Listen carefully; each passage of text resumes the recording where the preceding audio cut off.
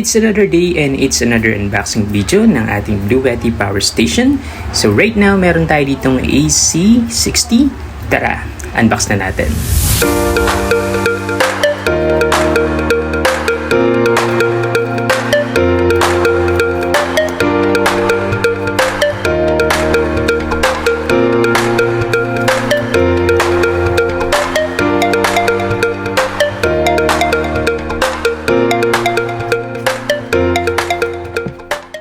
So meron lang tayong konting reminder, keep the box para in case na kailangan nyo ibalik, pwede nyo lang ibalik. So pagbukas natin ng box, ang una nating makikita ay ang kanyang warranty at manual.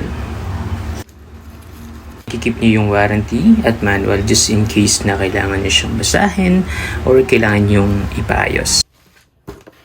Then the next that we have here is yung box ng kanyang mga accessories.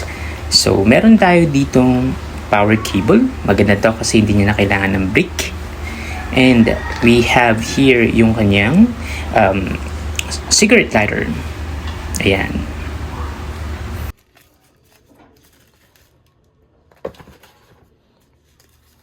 So, meron na rin tayo ditong fuse, extra fuse, at meron tayong screw for grounding natin. Then the next is meron tayong solar power cable. Napakahalaga na ito in case na gusto nyong magkabit ng mga solar panels para i-charge yung mga devices nyo. So gilid muna natin, check natin yung pinaka unit natin.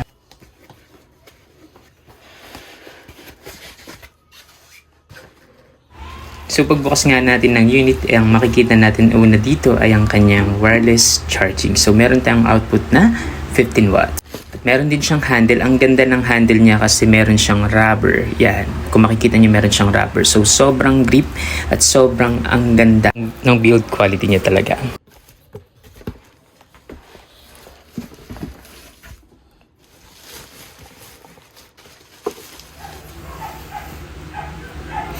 So, eto na nga ang ating AC60 wherein kung makikita nyo meron tayong dalawang takip dito and those are the AC ports. So, dyan nyo isasaksak yung mga appliances nyo at 600 watts yan.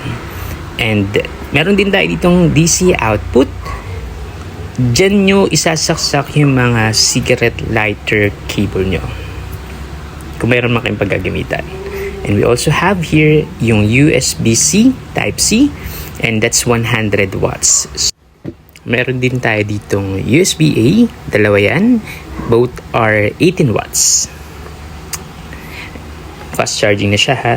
And we have here the power button, DC button, and AC button. So 600 watts lang yung capacity niya pero malaki na yan. So, tignan naman natin ang kanyang gilid. So, sa gilid niya, dito natin makikita agad ang kanyang AC input. Ito naman ang kanyang solar panel input. At dito yung circuit protector at ang kanyang grounding.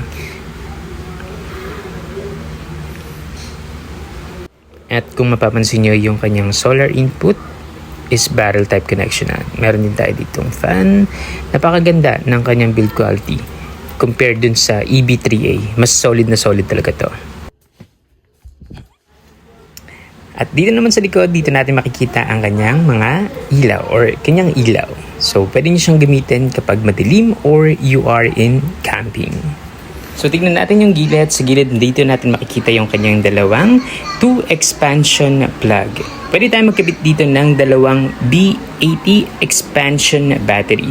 So, isang B80 is 806 watt-hour. Yung current capacity ng ating AC60 is 403 watt-hour. So, going to add both of them, you're gonna get 1,209 watt-hour. Dalawa naman na B80 pinagsama, it's gonna be 2,015 watt-hour. Napakalaki na yan. And we also have here yung kanyang fan sa gilid. So sa side naman or sa front, ayan. And so andito pa rin yung kanyang wireless charging pad.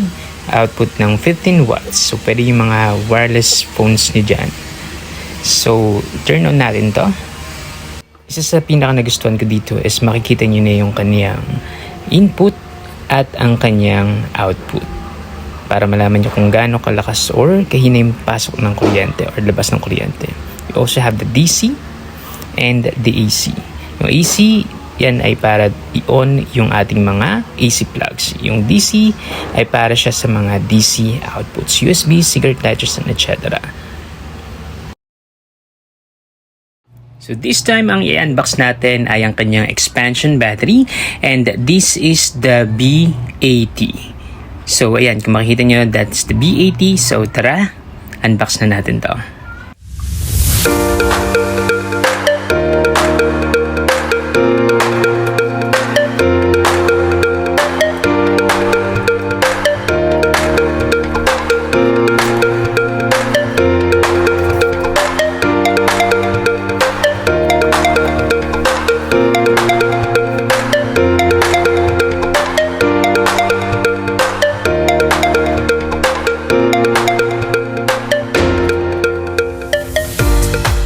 So reminder lang ulit na keep the box in case na kailangan ipa-repair or kailangan ibalik, mabilis siyang ibalik.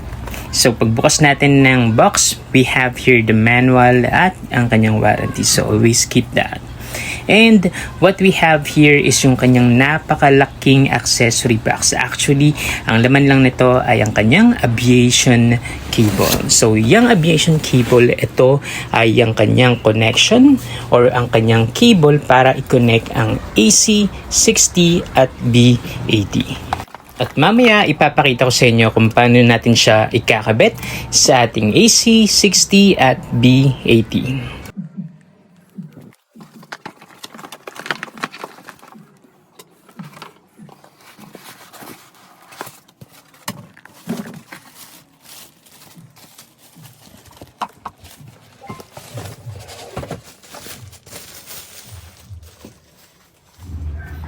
So, ito na nga ang ating B80 expansion battery. Ang una nyo mapapansin dito ay ang kanyang 120 watts cigarette lighter port, 100 watts na USB-C at 18 watts na USB-A.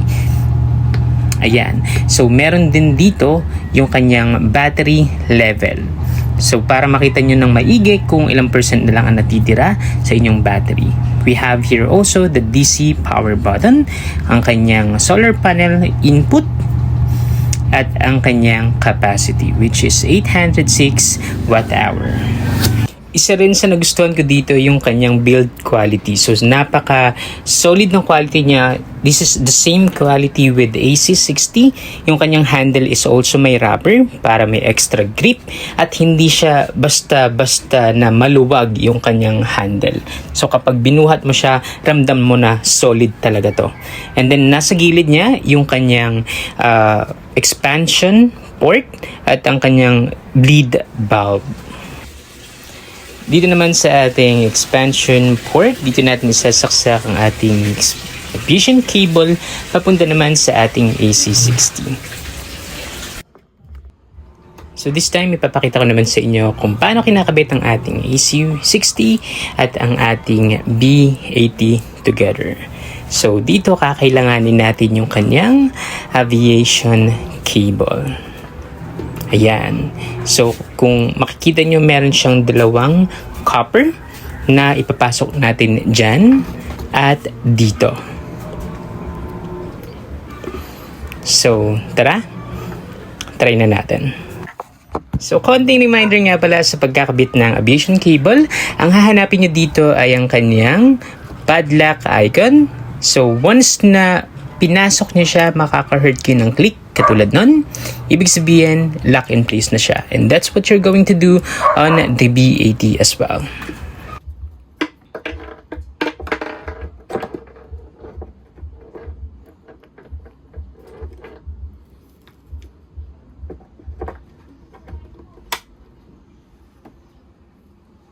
So kapag nakabit na nga natin ang ating AC60 at B80, means to say, iisa na ang kaniyang capacity. So, it's gonna be 1,209 watt-hour. So, we can enjoy much longer and much better as well. So, tara, itas naman natin. So this time, magka-capacity test tayo para malaman natin kung gaano nga ba talaga ka-efficient yung AC60 at B80 when it comes to its battery or capacity. So both of them are connected together at i-charge natin ang ating dalawang Bluetti power station as well. So kung makikita nyo, AC70 is connected. Yan sa power, and AC180. So connected both of them, all of them. And tignan natin kung anong makukuha natin na capacity. So kung makikita nyo, 100% charge na nga ang ating AC60 and B80 at connected ang ating dalawang power station sa ating extension na connected naman sa AC natin. So tignan natin kung gaano siya katagal na magagamit at ilang capacity ang makukuha natin out of these two. Currently, ang hugot ng dalawang power station is 470 watts. So, tignan natin kung gaano nga ba siya katagal magagamit at yung capacity ng ating AC60 at B80. So, tara, time-lapse muna natin to.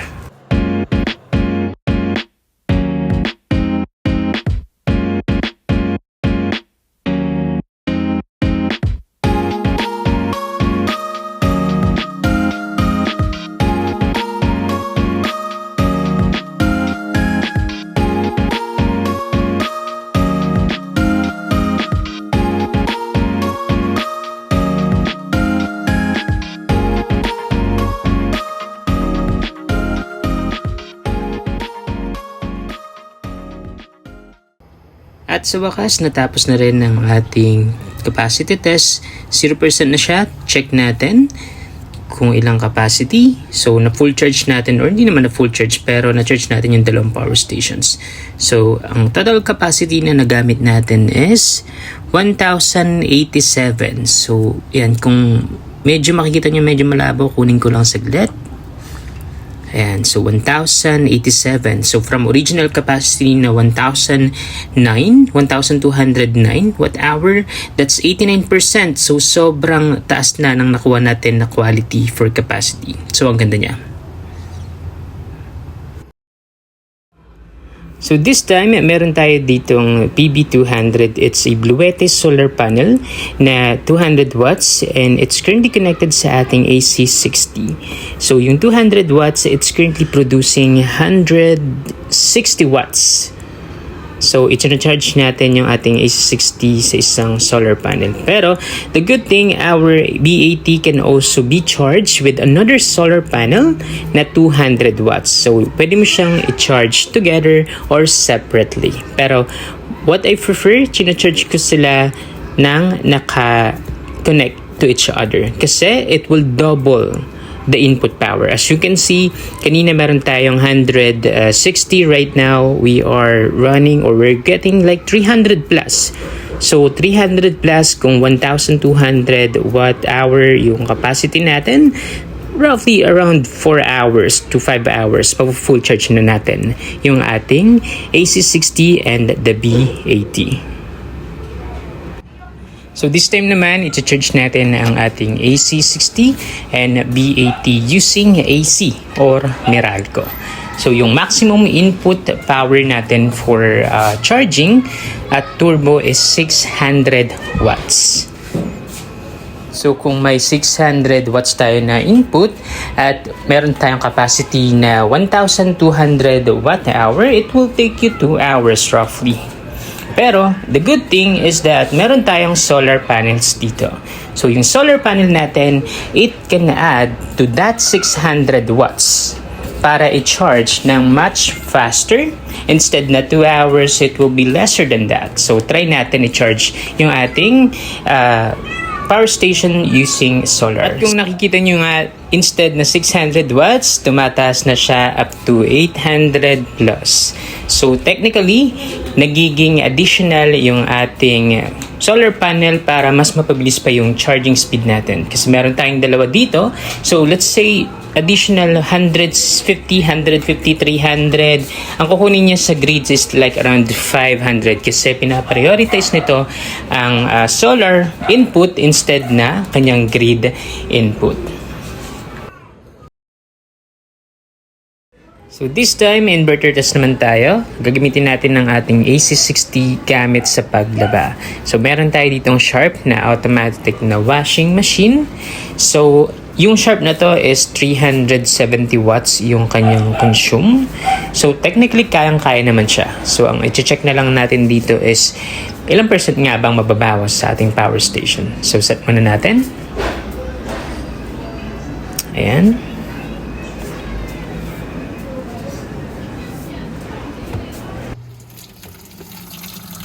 Right, so for now, ito time-lapse na natin siya para mas mabilis yung ating testing. So, check na natin yan.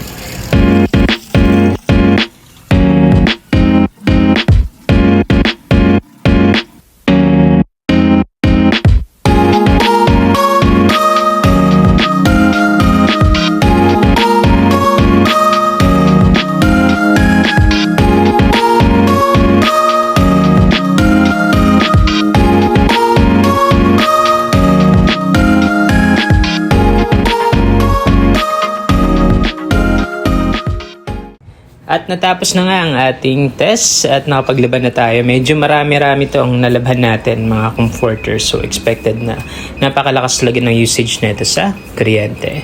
So ayan, kung makikita nyo, puro comforter yan at puro kumot.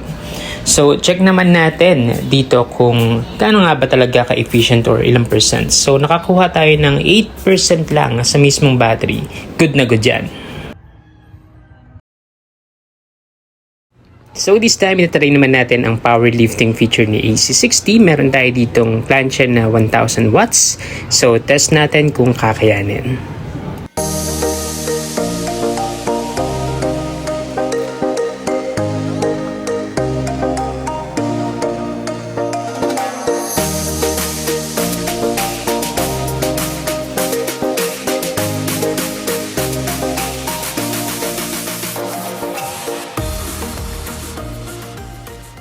So as you guys can see, naka-turn na ng ating lifting.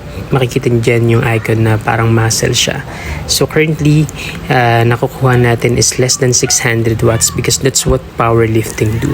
Nililimit niya sa 600 watts yung output para gumana. Kita nyo naman kung gaano kainit yan. So it's working.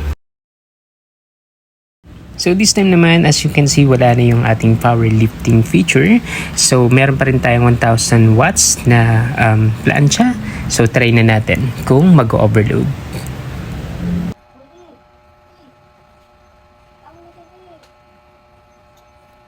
Ayan, as you guys can see, nakakakuha tayo ng 800 plus. So that's more than the 600 watts. Yan, nag-trip na, nag-overload na. So that's one of the feature. Ang gagawin niya is i-stop niya yung output para hindi na masira yung ating power station kasi 600 watts lang talaga siya. Para naman gumana ulit, kailangan lang natin long press yung AC hanggang mawala yung mga alarms and then unplug yung ating high power or high rated appliances, then i-on lang natin ulit. Then, good to go na siya. So, that's how safe yung ating power station dahil sa mga feature like overload protection. So, napakaganda niyan. So, isa sa mga cons ko is yung pagkakaroon niya ng app sa mismong Blue Yeti. So, ito yung ating app. Choose nyo lang yung AC60. And then, pwede mo nang kontrolin basically all of the features ng ating AC60 just using your own fingertips. So, for example, gusto nyong i-on yung DC. Click nyo lang yung DC. Then, okay. Then, mag-on na siya. So, pwede nyo rin siyang i-off. Ayan, mag-off na siya. So, you can monitor basically all of the features and informations here using your app. So, tingnan naman natin sa app. Pwede mo rin kontrolin dito yung input power ng kuryente. For example, i-charge mo siya. So, meron siyang turbo, silent, standard mode. Kung gaano mo gusto, kabilis yung power station na mapuno. Meron din ditong power lifting. So, kung makikita nyo, ayan, may power lifting dyan. So, pwede natin i-off dito at mawawala siya. Then, on lang natin siya. Kasi minsan ginagamit natin to pang plancha. So, dapat naka-on lang lagi siya. So, meron din dito control the LED lights kasi may ilaw yan sa likod. So, on natin siya. Yan. So, nag-on siya.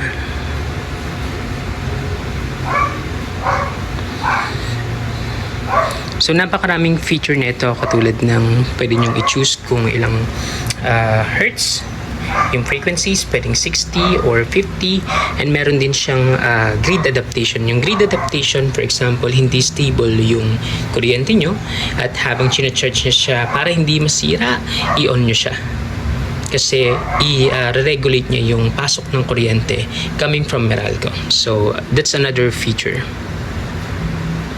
So that's one of the cons para sa akin. So another cons natin, tabi muna natin to, is yung pagkakaroon niya ng output ng 15 watts for the wireless charging kasi hindi lahat ng power stations is may wireless charging katulad netong AC70 wala siyang wireless charging.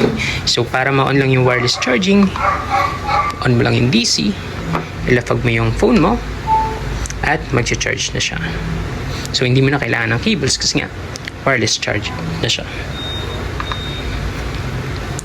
And the other thing na nagustuhan ko sa ating AC60 is yung pagkakaroon niya ng dalawang solar input. Ito.